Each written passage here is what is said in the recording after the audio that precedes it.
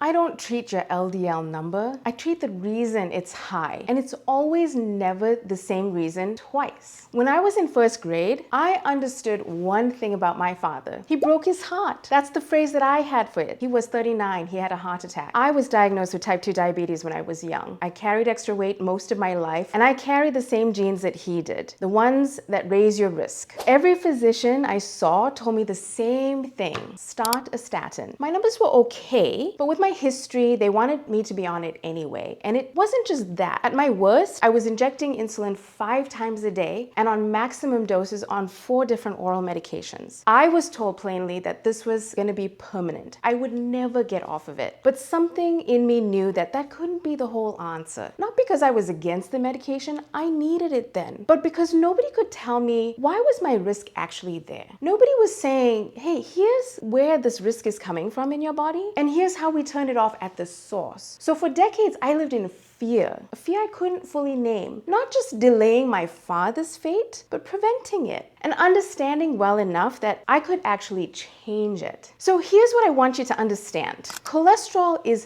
downstream. It's a symptom. It's not a cause. What actually drives your risk is inflammation, insulin resistance, genetics, chronic stress, how your liver processes fat, how your cells respond to sugar. Eat less fat, for me, was never gonna fix it because it was never where the problem actually lived. At Aviana Wellness Institute, we don't stop at LDL. We go deep. Lipoprotein fractions, the actual particle size and number, not just the total. We look at methylation, homocysteine, high sensitivity CRP for inflammation, uric acid and insulin levels for metabolic strain. We use advanced cardiac testing like Prevencio to see the risk that standard labs miss completely. We assess VO2 max and the autonomic nervous system function, how you breathe using PNOE testing. Also, your metabolism and your nervous system are part of this story too. When we need to look at the arteries directly, we go there with clearly imaging. This is how we know exactly what needs to be targeted, and it's almost never just the cholesterol number. Sometimes it isn't the cholesterol number at all. When I finally ran my own numbers this way, I brought them to my primary care physician and said, here's the proof that a statin isn't actually the lever for my risk. She looked at me and told me plainly, I don't know what any of this means, but by the standard of care, these are the medications you should be on. I didn't fight the system. Instead, I just built my own protocol. I used targeted supplementation and peptides to repair the cellular processes that were actually broken.